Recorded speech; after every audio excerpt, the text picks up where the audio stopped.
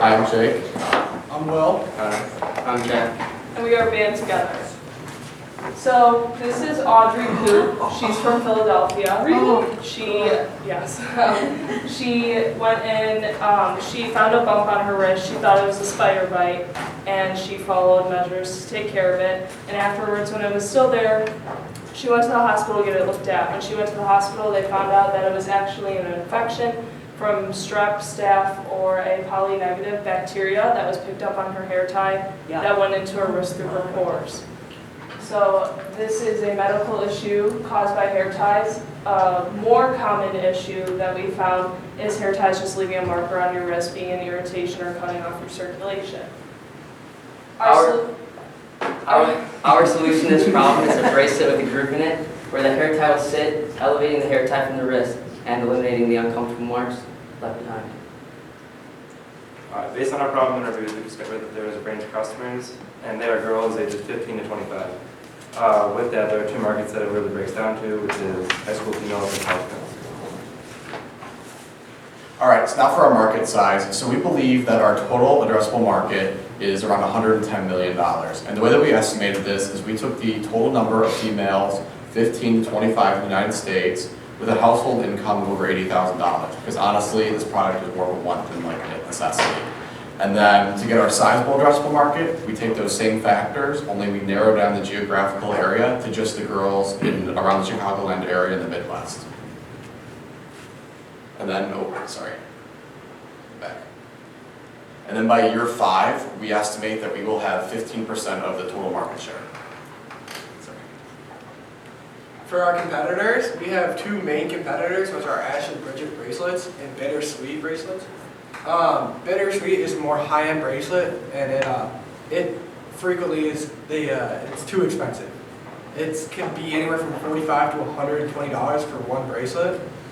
And Ashley and Bridget bracelets is the more on the cheaper side, where it's anywhere from like 10 to 20. But with them, their customers have complained that it breaks and leaves marks on their wrist still, so it doesn't really do as good of a job as it needs to. And then we have some more like simpler, just indirect competitors, which are just like the softer, like the stretched hair ties, or like a softer hair tie. But with that, we found that girls say that that does not hold up their hair as well, and is almost a problem in itself. All right, now for our financials. So as you can see, in years 1 and 2, we pretty much are taking a loss or just about breaking even. And then in years 3, 4, and 5, we grow a lot. The reason for this is in year 1 and 2, we are planning to only sell on our online store. And pretty much we're taking almost all the money that we are making and we're putting it right back in the company through marketing. We believe that marketing is really key because we want to, we obviously want to sell the bracelets to the teenage girls and they won't buy them if they haven't heard of us. So then we plan on in year 3 to get in the big box retailers such as Walgreens, Target, and Walmart, and that is why our growth increases so much. All right, so how much does this thing cost to make?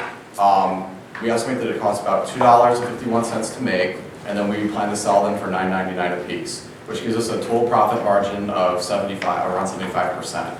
And then our SG&A cost, as you can see in year 1, it starts off at $16,000, and then in year 5 goes all the way up to $1 million. The reason why it increases so much is our SG&A cost is mostly our salaries. We give a 21% discount to our retailers that we sell to, because obviously they're not going to sell it for the price that we're selling it for, or else they wouldn't make any money. And then once again, marketing costs are going to go up as we grow. And those 3 costs increase as we increase our sales. That's why it goes up so much in the later years. All right, now for our startup cost, we estimate that our company will take around $23,000 to start up, and this goes towards legal fees that we need to start a business, an LLC. It goes towards our copyrights, our patents, and our trademarks. And then we want to buy our total startup inventory for the first year, which would be about 1,500 bracelets. And then, of course, that includes all the labor and everything to make them.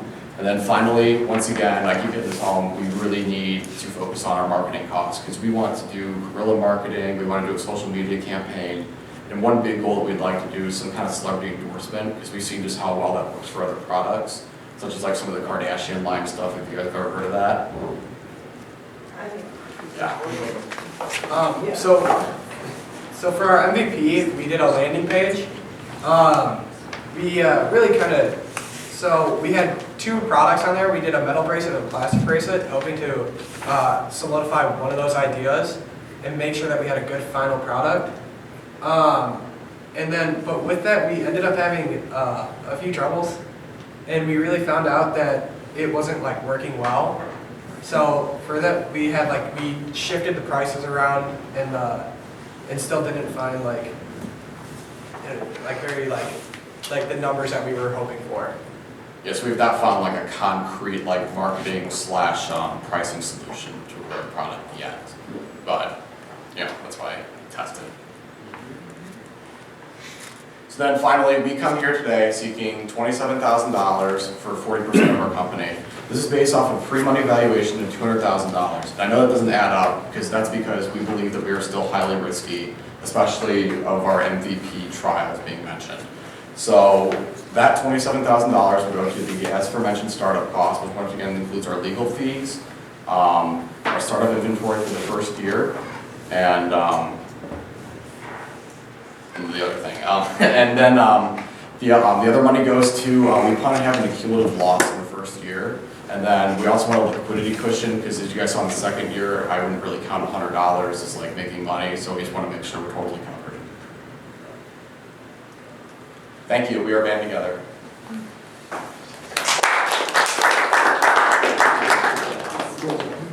So, walk us through what you tested again.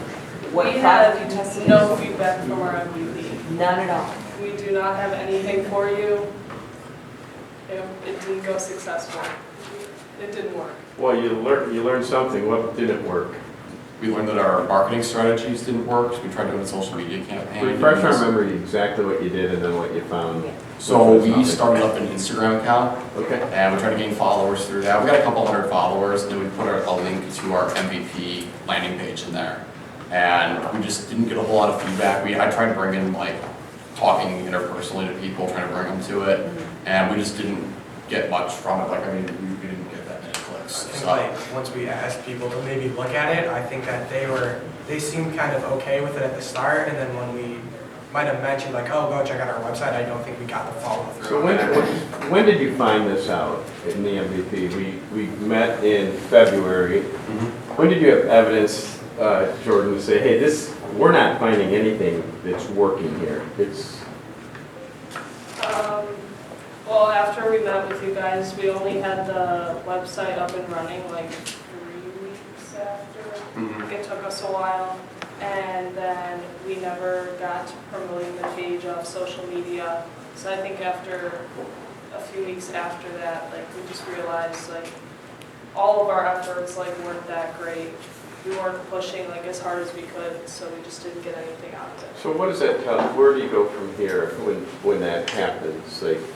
MVP went to the market. Nobody's they've got a lukewarm, not even a lukewarm, a non-existent. We believe that's why I mentioned so much of the financials, that we need to rework our marketing strategy. We need to spend way more money marketing, because the problem is no one clicked on our page because no one saw it. So we need to spend money to get that page out there, to get people to see it and to buy our product. Let's go backwards to problem interviews. Sorry, that's right. Let's go, or not problem interviews, solution interviews. When you went out and asked people about, or showed people the solution back in the first semester, refresh our memory what those, how many you went out, how many solution interviews you did, and what the results were from those? We had more problem interviews than solution interviews, so we knew it was an issue. But as far as once we had the CAD design, the 3D print, we didn't really ask a lot of people. Whoever I showed, because I had it with me in my backpack, they thought it wasn't design right, it was too bulky, it was too big, and we just never took the time to redesign it. Okay. Yeah, I feel like there's not a product here to even evaluate. There isn't. And so it's hard to say to invest in something when you don't even know what you're investing in.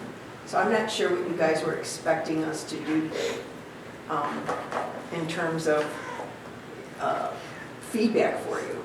You know, I think you did actually a really good job with the problem interviews. You had me sold when you showed me the bump, I'll be honest. You know, and the problem, I think you picked a really good problem that does exist, and there's nothing out there like it. So I think you had onto a great idea, and then when it comes to actually the solution and the execution is where maybe, you know, it didn't take off. But did you have any other ideas for solutions other than that plastic, you know, Bracelet. things? Like, yeah, were there any other solution ideas that you could explore? Not really. The only thing I would have thought of is like maybe like a water bottle with a groove in it to hold it, you know, I mean, we didn't really think of anything. Well, on the backwards phase, let's think about whose problem or who is likely to have that problem. Because once you have that problem, you're never forgetting that problem. Right. That visual, I Yeah. cannot I unsee think that of you visual. guys, every So- time I put my hairband on my wrist, I honestly think of you guys, I really do. So it made an impact. Right, I mean, from what's running through my head right now is your MVP went to a website and the world was supposed to discover it, but the whole world is not going to be interested in this product. So let's walk through that. Who is likely to, one, be using a hair tie? Would it be you guys or you? Okay, so Maybe. Jordan, tell me. Maybe Jordan. Yeah. It's going to be anyone with long enough hair to put up, and who's going to care or have a need to do that? What girls are going to have a functional reason for doing that? I think Athletics. girls who need hair ties, so in athletics or. Those gym in class. some sort of athletic activity. So let's say that your MVP wasn't structured that way. Let's say we had to start it all over again. Who would you reach out to and start testing, perhaps in an old-fashioned way, not necessarily a big old website? Who do you go after? Student athletes, or, well, women's student athletes, but Yeah, so it could potentially, you could have been at female athletics code meetings saying, girls, don't let this be you. This puts you on the bench, right? And you could have been potentially at least selling your concept pre-orders. But they still haven't come up with a solution that meets the need yet. That's the And, you know, step. this is what happens Yeah. really This is- in life too. And Yeah. when you go out into the work world, you're gonna find you get assigned an initiative or you're gonna be involved in some company project and things aren't going to go the way you envisioned them to go or the company. And what we're hoping that you would take away from this class is that when that happens, it causes a reaction to change. Yeah. And I'm totally great. In fact, I got kind of energized when I heard you say, we haven't figured it out yet, or it didn't work. Yeah. That is Okay. all beautiful stuff. Where I'm really disappointed is that you didn't do anything about those two things, and you had an opportunity to do that. Because Hogs, I'm sure, has been saying to you, I think the whole premise of this class is run experiments and then adjust and adjust. And I wish you would have adjusted more. That's probably the takeaway here. And wherever you go in this class, wherever you take it, if you ever take it, just take that lesson away that things aren't going to work out. And when they don't work out, you have a choice. And adjusting is one of them, or do nothing is the other. And we kind of wish you would have adjusted more. Okay. Yeah. And there's a little bit of math there. It's like your pre-money, you said you're going to give us 40% of the business, and then you had a pre-money valuation. Yeah, well, I said it didn't add up because in the financial model, we can only put so much risk in there. And then since obviously our MVP didn't go to plan, we're like extremely risky, so. Well, it should work. I mean, if you're saying you're going to give us 40% of the business, pre-money value, the pre-money or the post-money valuation is actually $67,000. So the pre-money is $30,000 in that scenario. 30 plus 27, and it's basic. It's kind of math. So we may have missed that on the funding model. If I could ask, maybe before you guys wrap up, I'd love to hear from each of you, what did you learn? Did you pick up one really good lesson or tip from this class for the next business idea you have? I mean, that would be interesting to see. I'm gonna put you on the What was spot. your name again? I'm sorry. Michael. Michael, I actually, when you just said that, I picked up on, but, because I kind of realized we really didn't shift or anything from our promise. So failure is just a step on a journey and it's okay and then you improve. Yeah. You think that you've learned that, yeah, what do you think, Will? To be flexible, you know, to just kind of work with things instead of like. 'Cause that's life, right? Yeah, that is. Yeah, adapt and adjust, but the action and adjust is like the important part. You know, I think we all kind of have this to a point, but, you know, starting up a company takes a lot of time and commitment, like outside of class. You can't just sit in class and work on it then, you really got to spend a lot of time, which obviously we do, so. Well, I still put something. Jordan, what do you think you? Don't put all your eggs in one basket. Excellent. That's a good lesson to learn early. You're too like set on one idea and had, I know I like didn't like expand any other ideas, so. Yeah, that's a great lesson to learn. You're lucky to learn it in high school, not, you know. Yeah, like she said, there's other solutions out there, don't be set on one specific one. When something goes wrong, just rebuild it from another idea.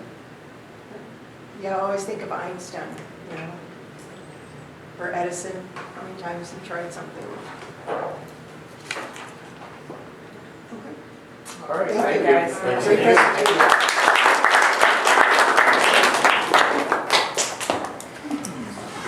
All right, so we still